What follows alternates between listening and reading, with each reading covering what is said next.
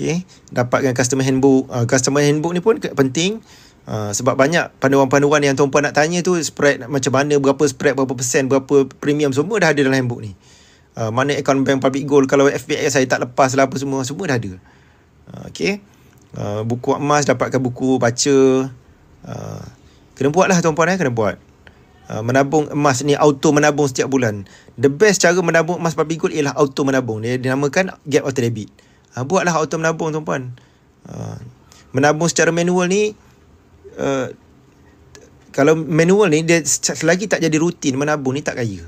Jadi secara paling mudah nak jadikan rutin ialah auto menabung. Guna ni lah auto debit.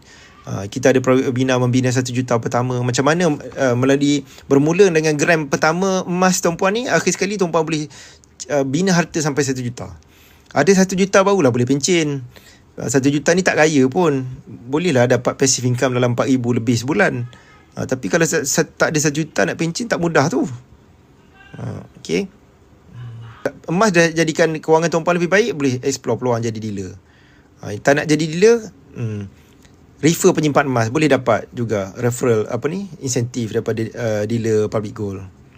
Okay, itulah tuan-puan, saya akan bersama dengan penyimpan emas, khususnya yang direct di bawah saya, untuk educate tuan-puan tentang simpanan emas lah, macam mana nak kaya dengan emas. Dia mesti berbalik kepada ilmu.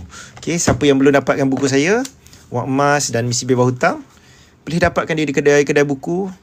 Saya tak jual buku, tuan-puan boleh dapat kedai-kedai buku. Ini versi mini, versi mini ni sebagai sampel saja.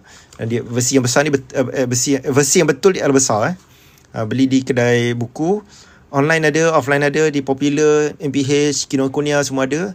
Beli dah baca lah tuan-puan. Kalau tuan-puan dah baca ni, insyaAllah, saya boleh tahulah soalan-soalan tuan-puan ni, dah baca buku ke belum, saya tahu.